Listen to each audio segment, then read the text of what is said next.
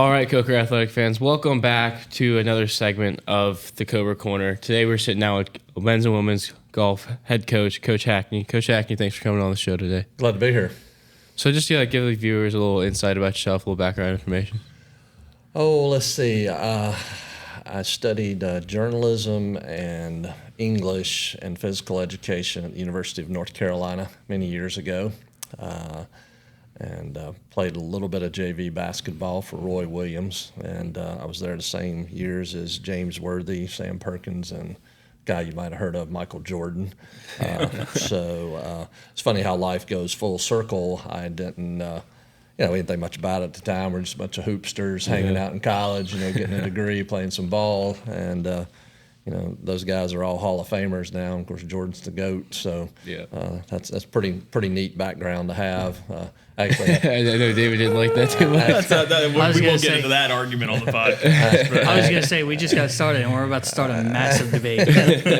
But I ended up actually had James Worthy as a study partner, which was kind of funny too when you think back on it. And I saw him some years later in L.A., actually at the airport before security, and he pulled up in a limo behind me.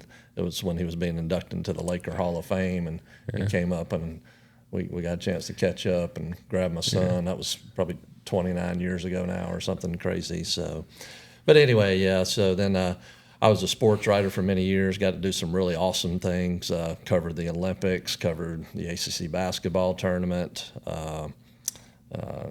just all kinds of crazy stuff I was able to do, and spent a couple days with Jack Nicklaus and Tom Watson. Got to know those guys inside the ropes at Castle Pines Country Club in Colorado when I was working out there. And who knew at the time that I'd end up being a golf coach for 26, 27 years. To be able to hang out with those guys and get their stories and insight really was helpful to me. But I started my career just haphazardly. I was the sports writer at the Wilson Times in North Carolina for 7 or 8 years, and taught a Sunday school class in town with the athletic director at Barton College. And we were good friends. We played golf together, and he just asked me one day, he says, "Hey, we need a sports information director at our school. I know you got writing skills. I know you come from a coaching family," which I do. And he said, "I'd like to come over and be our SID." And I said, "Sure." And then the golf coach left, and he knew I knew about golf. So he said, "You want to coach golf and be the SID?" And so I said, "Sure." And then that just sort of took off from there. First couple of years, just sort of building a program. Then we went to 14 straight NCAA tournaments, and just had a great run. It was a lot of fun. It was just the men's team, and then sort of chased the gravy train a little bit, if you will. And on the recommendation of my boss, he just said, you're really marketable. You could probably make some more money early in your career here. So went out to California Baptist University and coached 3 years out there, coached both teams. The women's team was top 5 in the nation all 3 years. We won 12 or 13 tournaments, played great. Men's team made the NCAA's 2 out of 3 years. And honestly, I just didn't really like California. It was a little too fast for me. I'm a Southern boy. I was born in Chapel Hill actually, and lived all over North Carolina. And so I came back, coached at Wingate for a few years, and lost my job there during COVID. They had some cutbacks and decided to combine their women's coach and men's coach into one position.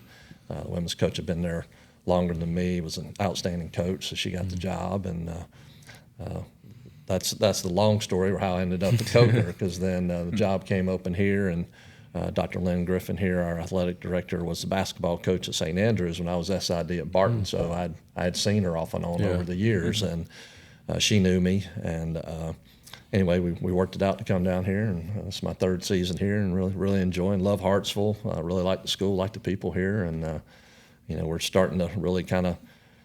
This year 3, usually year 3 is when you start turning up the jets on your program, and we're doing it. So and y'all are definitely showing it in the rankings and everything. Right. So excited to be here, and excited about what Coker and Hartsville have to offer. I tell a lot of people, Hartsville's a beautiful little town. Yeah, it really is. It is. Lot to offer compared to small towns, and so I've enjoyed being here.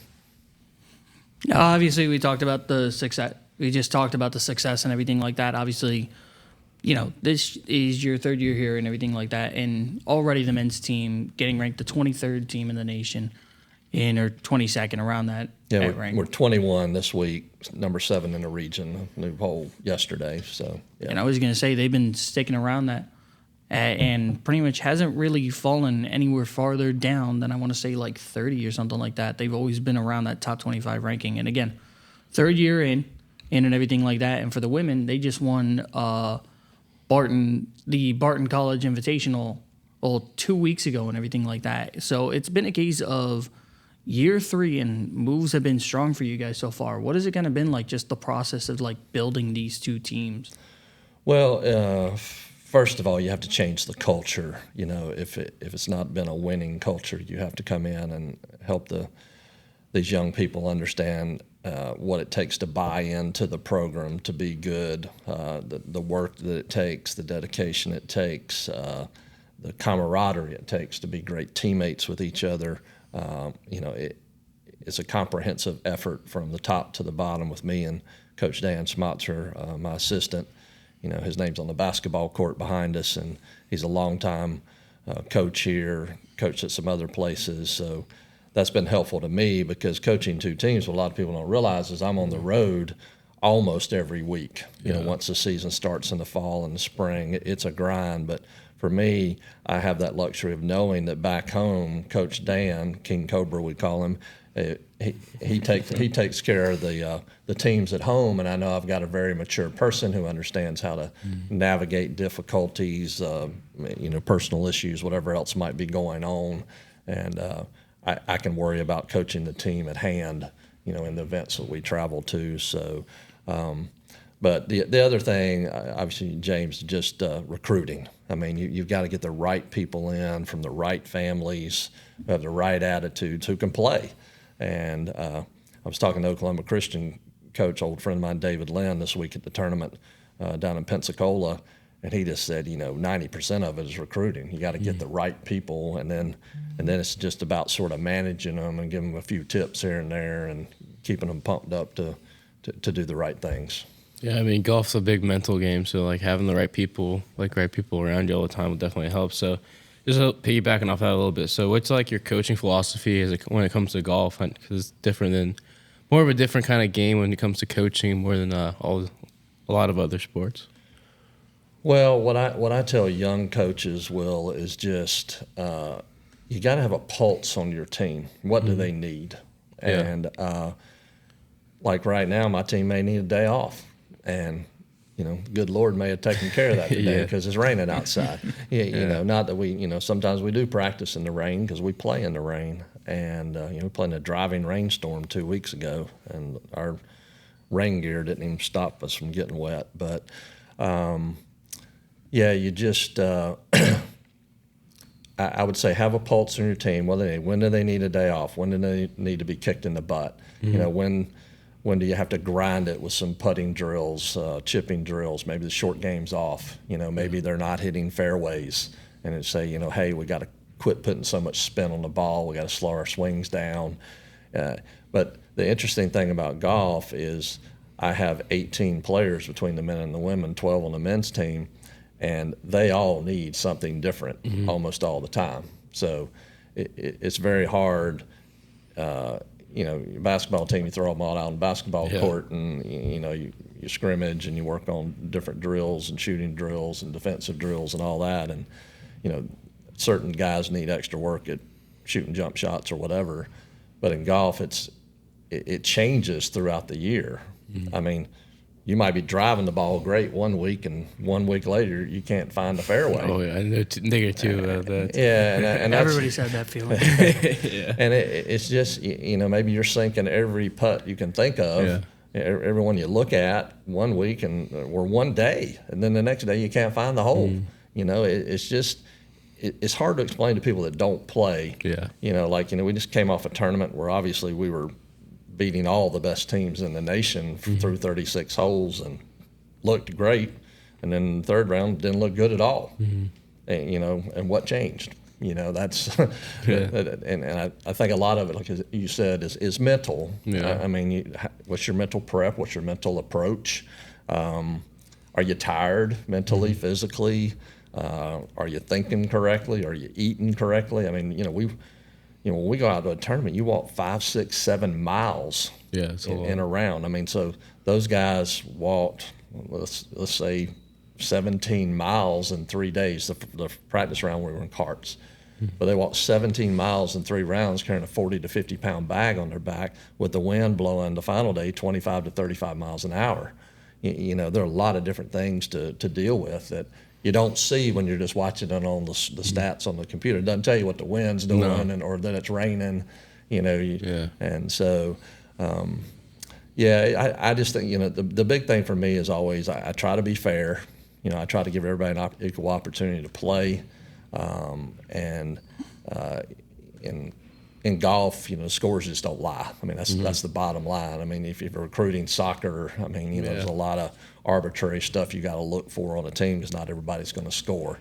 But in golf, everybody puts a score on the scorecard, and in the end, if you average 70, a couple under par, and you swing it upside down and backwards, I don't care. As long as you're consistent, and you put those numbers up. That's the bottom line in golf. There's term we went to had 75, 80 players, and nobody swings it the same. It's all a little different depending on your height, your weight, whatever you do. And but some guys just know how to get it in the hole, and some guys know how to think correctly, like you said. So very tedious game. It is. Yeah. It is. So I guess going back a little bit to the recruiting aspect of things, and taking over a program. So you said you got here 3 years ago. I'm sure that when you got here, you probably inherited quite a few players. You didn't just recruit all new players. So what was adjusting to that like? And then also you talked about your philosophy and getting people to buy in and recruiting the right people.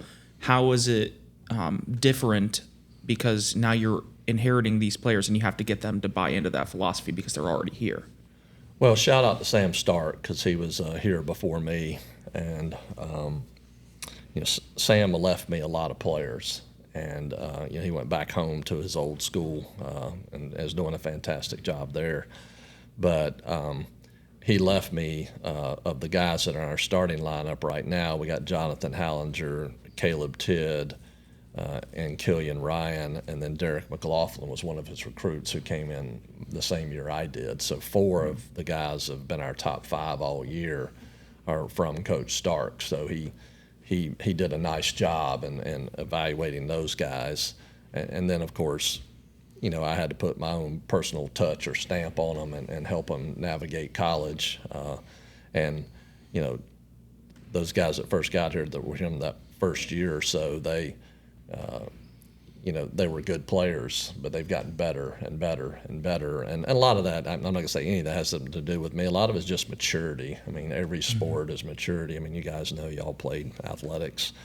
You hopefully get smarter, stronger, all those different things as the years grow on.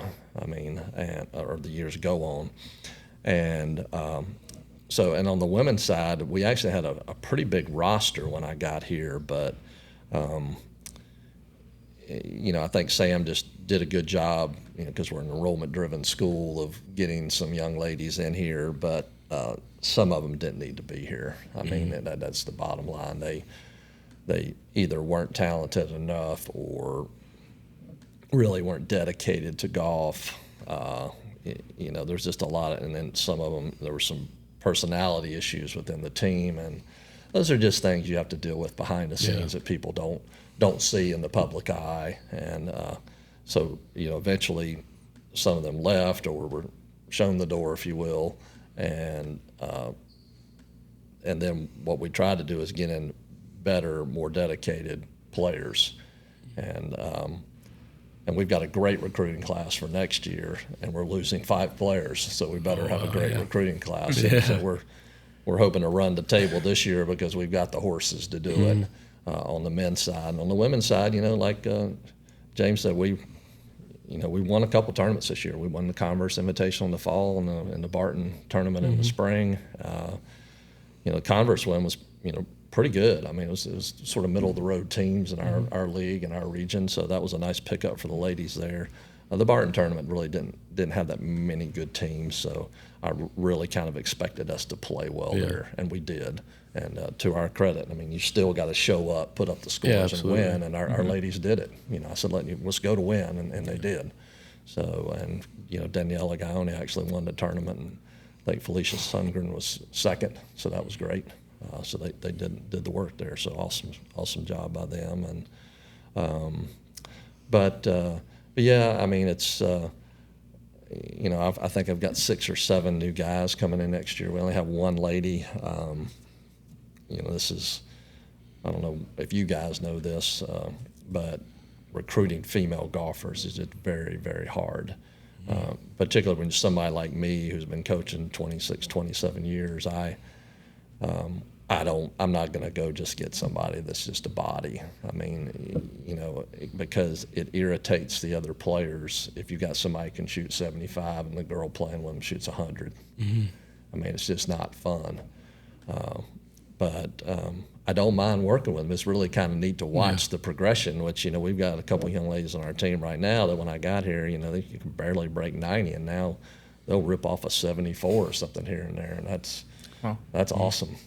So I love to see that progression, and so that's been exciting. But yeah, it's just it's an evolving process. Like I was telling somebody the other day, it's a little bit like being a doctor. You got to almost have a beeper on you because you're getting all kinds of calls from recruits or emails from recruits. I mean, I'm approaching probably 4,000 emails a year from golfers all over the world. I mean, I literally need a personal assistant just to go through the emails and say, here's what I want you to look for, and whittle them down for me, and then I can look at them. And I've gotten pretty efficient now of just glancing at them and saying, okay, the scores aren't there. Because what I really look for is I need to see the low side of things. You've played 10 years. What's your lowest round? If you're a guy and you've never been under par, probably not interested. Yeah. If you're a female and you can put some numbers in the 70s, then that's what I need to see. Because then I say, okay, we can work with that and hopefully get them down more consistently in the 70s. Even if you shoot 75, 90 in high school, that's okay. We can figure out how to get you down more often, closer to par. But that's recruiting is the fun part. About what we do. And it's fun when you go to tournaments, of course, especially when you're in contention. That's neat too. But from the coaching aspect, it's just really neat to go out and see if you can, first of all, out recruit your colleagues, your competitors around the country. That's fun. And I go to tournaments all the time, and a kid will come and say, "Hey, coach, how you doing?" It'll be some kid, I lost in a recruiting battle. Oh, really? But you Skyped with them 3 times, and they came to your campus, and so you got to know them, and they just made a different decision.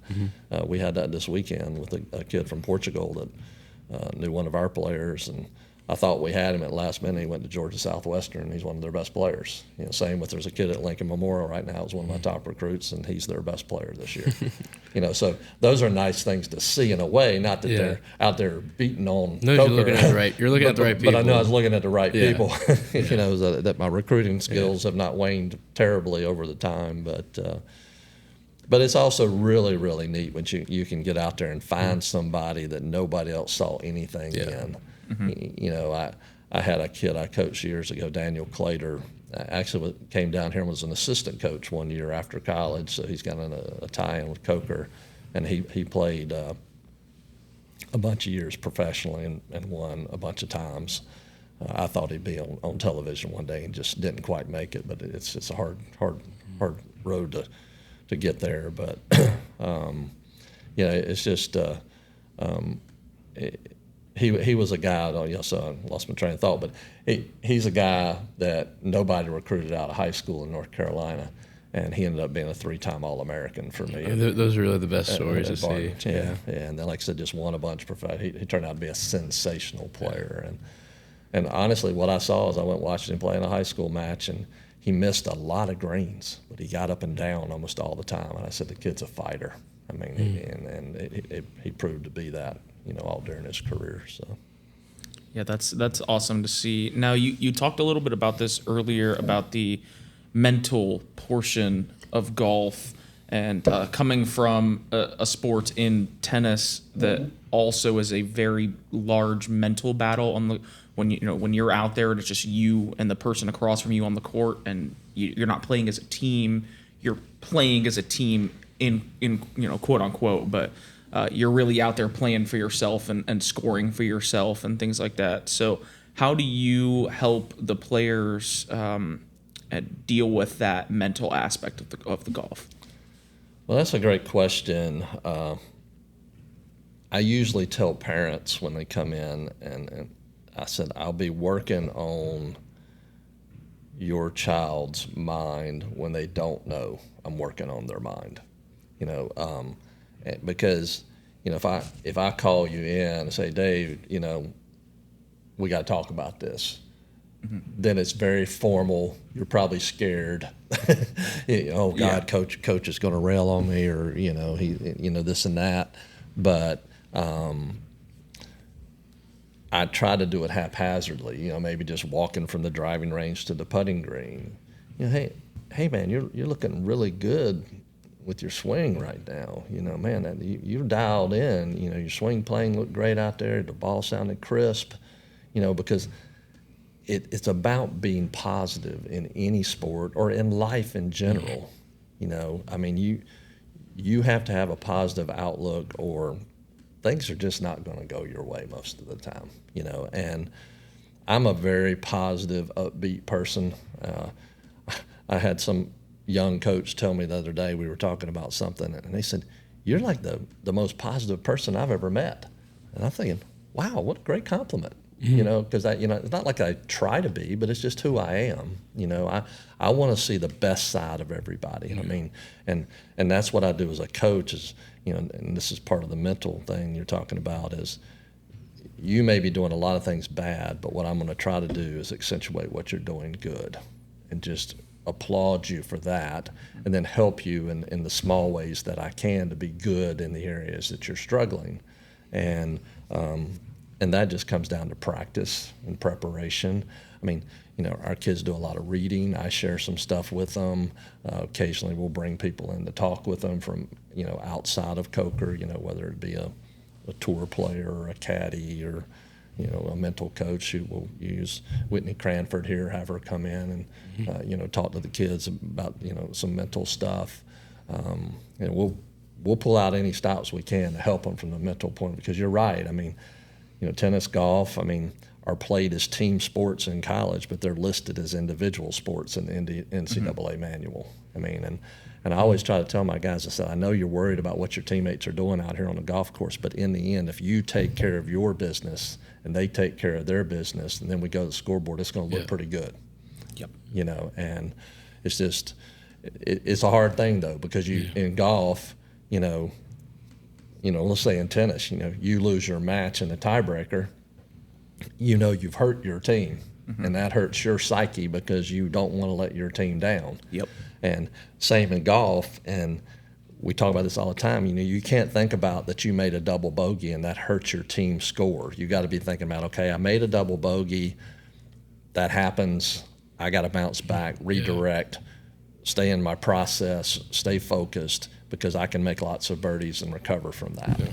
But it's the ones that don't do that struggle. And that is a constant struggle in golf, because you're thinking about your score. Most of the time in a basketball game, guy's not really thinking about how many points he has. He's just playing the game, right? He's not over there going, well, that's 20 for me, I got to get another bucket. You don't really think like that. In your head, okay, I'm having a good game.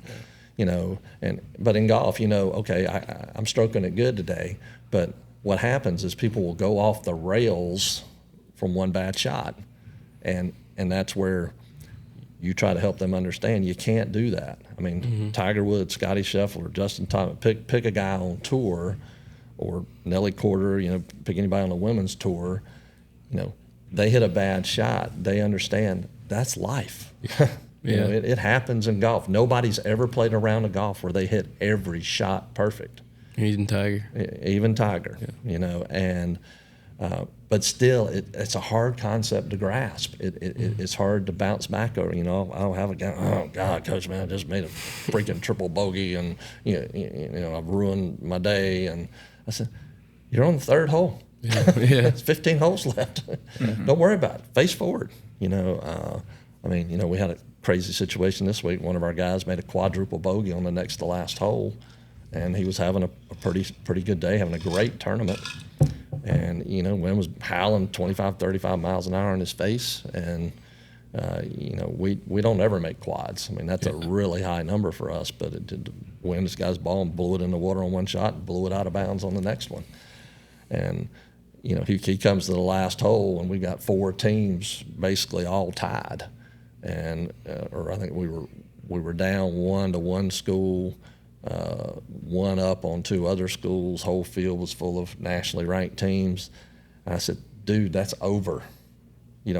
Walking to the next tee, it's over. You got to focus right here. We need 2 or 3 great shots and get out of here. You've had a great tournament.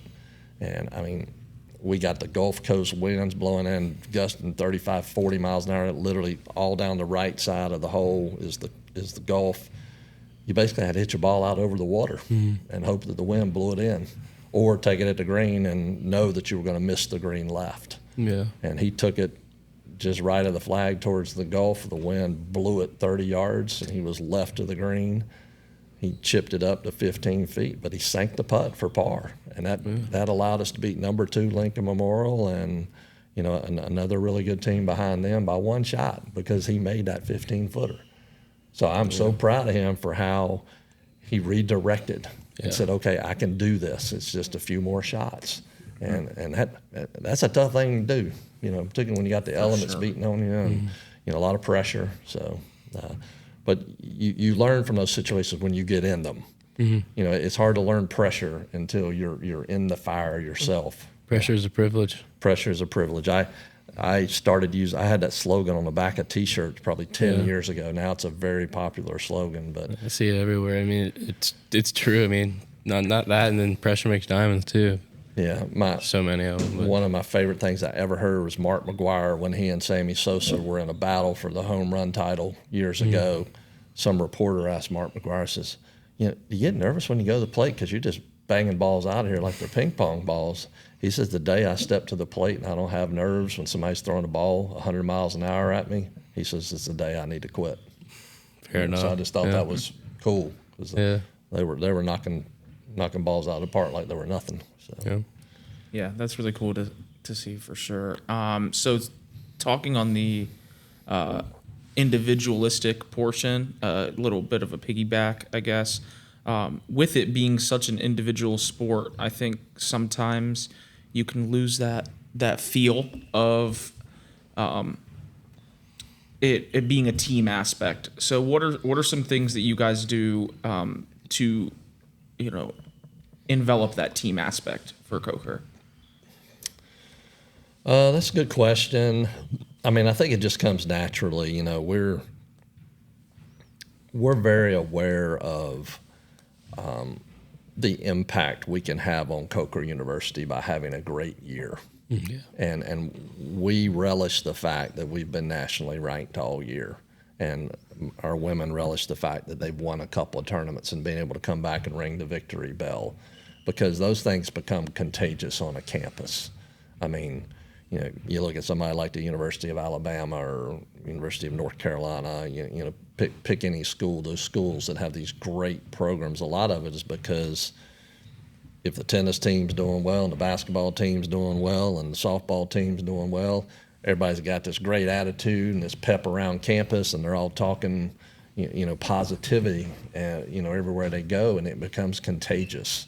And that is one of the things I wanted to do when I came to Coker. One of my goals was to build a powerhouse program that could put Coker more on the national map. And there have been some good teams here, don't get me wrong. There's some great coaches that have come through here. I mean, John Handrigan, who was here years ago, is the head coach at Notre Dame, and they're one of the best men's programs in the country. Wow. Tommy Baker, who was here, is the women's coach at James Madison, and he's done fantastic up there. So some great coaches have come through here. Sam, as I mentioned, Sam, he's doing a great job at his alma mater. And, so there have been some great coaches here. But, one thing I noticed is there's never been a national championship at Coker. And I've made no bones about it from the day I walked in here. I want to change that, and so I'm trying to get my kids to buy in, and they've bought in. On the men's side particularly, as you guys have seen, on given days we're as good as anybody in the country, Absolutely. and we know that. What we've got to do is we've got to be finishers now, and we've been there a couple times in the fall. We were up at the lead or close to the lead this week. Hadn't been able to finish it off and win a tournament, but I play one of the hardest schedules in the country. I tell the guys when I recruit them, and you were asking me that earlier, you come play for us, you're going to play against the best players in Division II golf. Because we're in the best region, first of all, but we'll travel all up and down the East Coast and play the best teams. And, when we go out, and I've had to explain this to a couple of people, they're like, well, you were fifth place. I say, yeah, 4 teams ahead of us are in the top 15 in the country. Yeah. So a pretty good showing. Yeah. But I've always believed to be the best, you've got to play the best. You got to play the best and beat the best. I mean, every coach here says the same thing. Yeah. It's just let alone our conference, as hard as it is. Yeah. And then scheduling these out of conference hard games to show the teams that you can hang with these boys. Just because you ain't got a number in front of your team's name doesn't mean you're not as good as them and can't hang with them. Well, what's really cool about it is, we're not a big budget, big scholarship program, and so it's really neat when we can go take down these schools that we know are sitting on a pile of cash and have a lot of more scholarships. NIL money, all that. I mean, that's a big thing now too. When I coached out at Cal Baptist, we were in the halves. I mean, we rolled in a bus. I had a driver everywhere I went. We had the best gear, full scholarships. It was a piece of cake to coach. Yeah. It really was. It's easy to get people there. I could get anybody I wanted to come. They were fired up about the campus and the facilities and how we traveled. And when we jumped on planes and went places, because they were going to go Division I after I left. And, I told them, shoot, the first day I was there, we had so much gear piled in front of their lockers. I said, what's in front of your lockers right now was my entire budget at the last school I was at. That's crazy. When you're young, I don't think you really realize all that. Yeah. But I do. Like when I was at Barton College and we won the national basketball championship with terrible budgets and money and everything else, I'm laying on the floor with the head coach, Ron Levency, at the airport the next morning waiting on a flight home. And he just looked at me and says, can you believe what we just did? I mean, because, Barton it's kind of fun for me because, this is obviously the twilight of my career, but I started at Barton, which is a school just like Coker, small, under 1,000 students, no big scholarships or big budgets, but great people, great coaches, great community. We have all that here. And then we had that there. And so what was so cool was like our basketball coach at Barton was also the compliance director, coached the basketball team, swept his own floors. Yeah. And that's what he was talking about when we were laying on the floor. Because we beat teams that year with, I think, 24,000, 12,000, and 8,000 students on the way to the championship. Yeah. In a little school with 925 students. Makes you appreciate it more. Yeah. But that's quite an accomplishment. Oh, we can absolutely. do that. So I feel like what we're doing here right now is just awesome. It's fun. It's exciting. We're in position right now with the men's team to, we should get an at-large bid regardless of what happens, in the conference championships in a couple weeks. Our women's team, our deal all year has been let's shock the world. Let's figure this out as we go through the year. We've had some different issues along the way. I brought in a new player at the break, and she's turned out to be a pretty solid player. And it's taken her a while to get adjusted to America because she's from Sweden. And but on given days, our women are pretty good. Mm-hmm. Now we're in an unbelievably good conference on the women's side. I mean, we got Anderson, Limestone, Wingate. Literally 3 top 10 teams in our league. I mean, we're going to have to really ball it out to beat them. But it's a crazy game, as you guys said. I mean, you get hot at the right time, so that's what our motto has kind of been: shock the world, all semester. Like, let's just peak at the right time. And we're trying to do the same thing with the men's team. When we play really, really consistent, but when you want to peak is at the regionals to get yourself to nationals, and then play great at nationals, and you can come home with the banner and the trophy, and that's our goal. We want to bring one of those back to Coker. We're a veteran team, so we're serious about it. So hopefully we can make it happen. So. All right. Well, I think on that we'll wrap this up. I appreciate you coming on, and best of luck to women on SAC championships next week on. It's this weekend. Or Sunday through Tuesday, right? Yeah, correct. Yeah, so we leave Saturday for our practice round. Yeah, and then the men will be the following week. So. We're excited about it. I love our young people. They've worked their butts off this year, and absolutely. I just want to see it pay some dividends as we finish the year up. Yep. Well, awesome. Well, thank you. Thank you, Coach. Thanks, guys. Enjoyed it. Yep. All right, Coker Athletic fans. Like I said earlier in the week, this week we have Abbie McCants of Coker Softball on the show today. Abbie, thanks for coming on. Thank you for having me. So just tell the viewers and listeners a little bit about yourself, a little background information. So my name is Abbie McCants. I've played softball ever since I could pick up a bat. I'm from a little small town called Andrews, South Carolina. It's right in between Myrtle Beach and Charleston, South Carolina. So just like your little some experience at Coker. So how did you kind of get in touch with the coaches here, and what was your path to coming to Hartsville? So I've played travel softball my whole entire life, ever since I was 8 years old. And I knew I wanted to play college ball because my older sister, she played college ball. And so I automatically thought, I have to do it. Yeah. But I fell in love with the sport. And I was like, I knew I wanted to play, but I knew I didn't want to go D1. Mm-hmm. So I reached out to every D2 school. And Coach Bennett was the last one to reach out to me. And she DM'd me on Twitter. And I was like, oh, this is kind of odd. So I just reached out to her back. And from then on, I was like, I want to come here. That new age of recruiting. Oh yeah, for sure. Social media. No emails, just Twitter.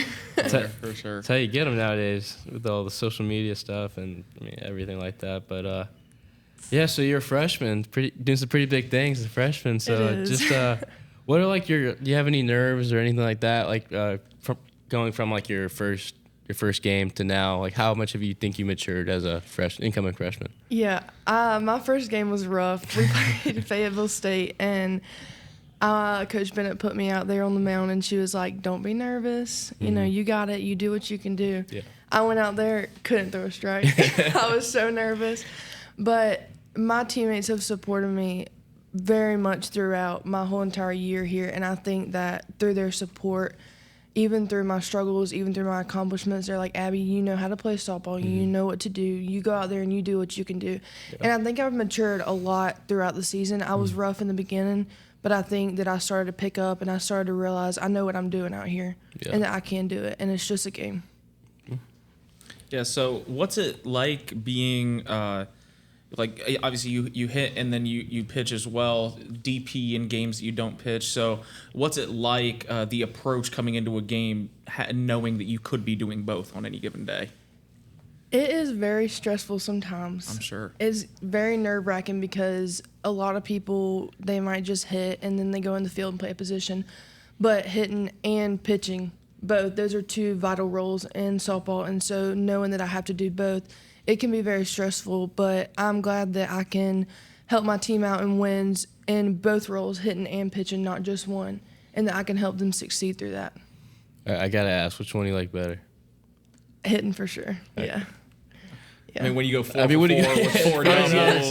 Literally, was going to be my next question. Yeah. Well, why don't you segue and talk about some stats over there? It's your thing over there, buddy, so let's go. Yeah, I was going to say, past 5 games, Ames 8 for 14, 4 doubles, 571 average, is 7 RBIs, 2 walks, a hit by pitch, and everything like that. Literally, I want to say, me and David were up in the booth for this. Is when the women's basketball team literally put out. Oh yeah, in Abbie we trust. In Abbie we trust. We'll talk about the women's basketball team in just a little bit, but in a sense for you guys, this is offensive. I want to say explosion has been unbelievable. And as a team, 314, in team average on the season through 38 games, 24 home runs. What has it kind of been like for you guys, just clicking as a team and like offensively and everything like that for you guys? What has that kind of been like? So we started off the year struggling. We started off and we were kind of on and off. We won, lost, and then we had a very long losing game streak, and that took a toll on us. It really did. But then one game, we all came together as a team and we decided, hey, let's play for each other. Let's not worry about anything else. Let's play for each other. And ever since that game, we have clicked as a team. The freshmen, the seniors, sophomore, juniors, everyone. We clicked and we decided we're going to play for each other, and it has been uphill since then. And we have our times, but, it's a sport. It's a game of failure. You're going to have your times. But as soon as we decided to play for each other and play as a team, it clicked, and we've been doing good since. I mean, yeah, in the last 5 games, y'all are 4-1. So, I mean, y'all really turned it up. And in that transition, I'm talking on the team and everything like that. Obviously, as you as a freshman and everything like that, coming in and everything like that, the one question I do want to ask about that, how has the team kind of helped you transition from making the move from coming in as an incoming freshman to now and everything like that, just making that adjustment period, if you will? They've been great. They are the best people I've ever met. When I first came in, I was really worried that I wouldn't click with the team or somebody would not like me, or I just wouldn't fit in with the team and I'd have to leave. But these girls have really took me in as family, and especially the upperclassmen, even as I said before, through my struggles, accomplishments, they've been there for me. They've been a phone call away. Anything I needed, they could answer it. They could help me. So they've been amazing. It's really been easy for me to fit in with this team, just about how nice and welcoming and home they've been to me. Yeah, being an athlete myself, I can really relate to that. Coming in as a freshman, I mean, I'm a junior now, but when I came in as a freshman, you're worried, you don't know these guys, just hoping they reach you in. But then, I mean, it seems to be a pretty common occurrence here at Coker. Every team is very welcoming of newcomers, and if you're a recruit out there or something, Coker's a good place. It's not just, people don't just say that, it actually is. So I think a lot of our team breakdowns at the end's family. And that really hits home. These girls are family to me. Yeah, we do the same thing. Yeah. I mean, we actually, and I'm sure you guys do too, but we actually mean that. Oh, yeah, we mean it. Yeah, 100%. These girls are my family. Yeah. Yeah. Yeah. It's like your second family. Right. Family away from home. It's home away from home. For sure. And getting into you talked about how softball is a game of failure. Right. And you guys went on that losing streak, but have really picked it up in the last 5 games. So in a game where you can fail 7 of 10 times at the plate and you're still doing well, what's it like keeping a good mental attitude, and how do you personally do that in approaching a game? It's a mindset. Everything's mental in this game. I go up to the plate and I know I can hit the ball. I've been doing this my whole life, and I go up there and with an approach that I'm gonna hit. I'm not gonna strike out. I don't strike out. I'm going to get out, but I don't strike out. And going up there with that confident mindset that you're going to hit that ball, you're going to go up there and hit the ball. And you have times where you're just I just don't think I'm going to do good today. And yesterday was a hard day for me. I didn't perform at the plate like I would want to. But I went up there and I said, I'm not going to strike out. I didn't strike out yesterday. I might have got out, but I mean, that's going to happen. It is a game of failure. But you go up there with that confident mindset that you're going to hit the ball, and you're going to hit the ball. And it is another one of those things where you could make every single ounce of contact for a ball to bat, and it could still just go right at a defender, or line out right to somebody. And so sometimes that can be frustrating. You can have those times where you may not be feeling it as much as you thought, but as long as you're able to power through that, it's like you said, it's a game of failure. Right. So just touching on your kind of season as a whole, you guys have been facing, I mean, the South Atlantic Conference is very, very, very tough in every single sport. So just you're kind of proving to yourself, as you guys are a pretty young team, that you guys can hang with these top teams. So what's your kind of take on that, and going against some of the best teams in the country? Yeah, our team is young. Yeah. We're half freshmen, half returners. So when we came in, the returners were kind of we have half freshmen and half returners. What are we going to do? We're young. And facing these big teams like Lander, for example, they're not in our conference, but they have an A team and a B team. The A team is graduate seniors. The B team is freshman, sophomore, junior. And so going up against these big teams, we really have to hold it down. But I think that through the support of each other, and we know that we're playing for each other, we can come out on top. Absolutely. And even though we didn't come out on top, we still fought through it. Yeah. I mean, it's a good learning experience. Right, it is a very good learning experience. We were the same way. I mean, I'm on the lacrosse team, and my freshman year, we went 2-14. Like, right. I mean, we were like you guys, we were like 75% freshmen, so I can totally relate to that 100%. I know JT wanted to touch on your relationship with the basketball team, so I'll let him take it away. Yeah, obviously, as I alluded to before and everything like that, the connection between you guys and the women's basketball team has honestly been fantastic and everything like that. You guys go to their games, they go to your games and everything like that during this season and everything like that.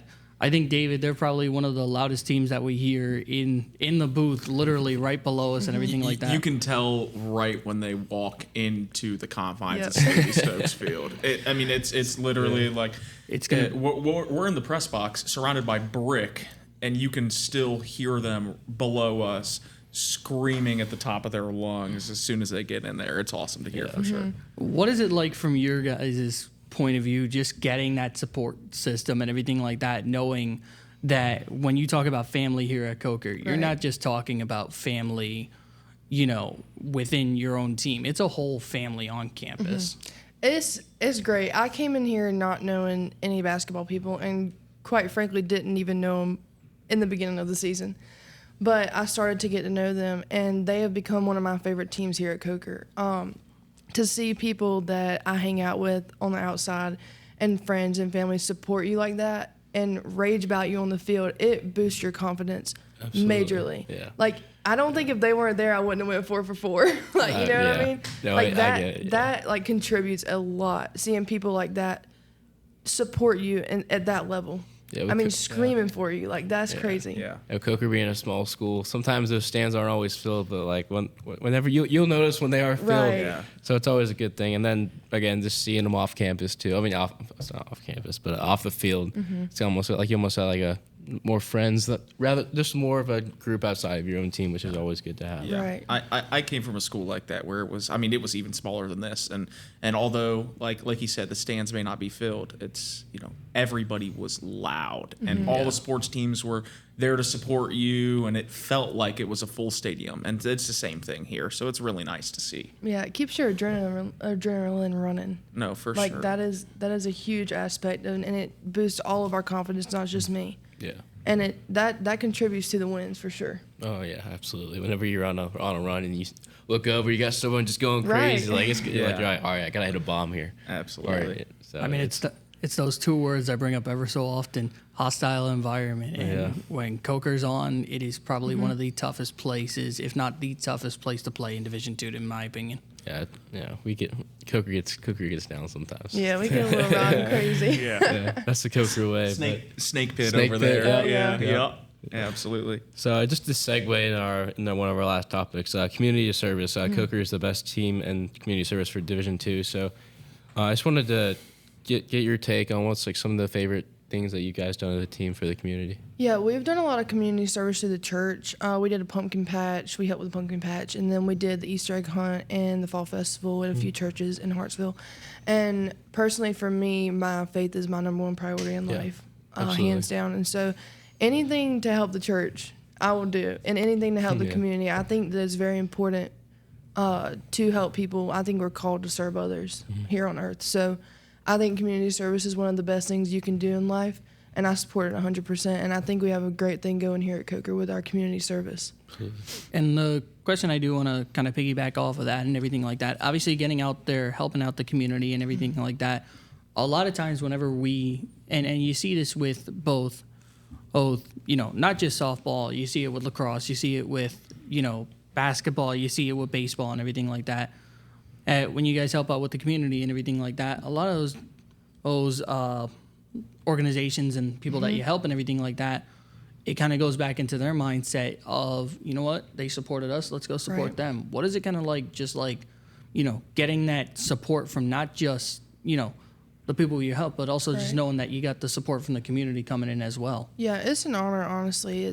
I love seeing the people come in and support us because that just shows that they like what we're doing and that they're thankful for what we're doing. And I think that some of the organizations that have kids, I think they look up to us and we should be great role models for them in life. And I think it's a great thing that they come and support us even though we go and support them. So it really balances out. All right. Well, Abbie, thank you for coming on. We really appreciate it. Good luck with the rest of the season. Let's keep it rolling with Coker softball. Thank you. Thank you.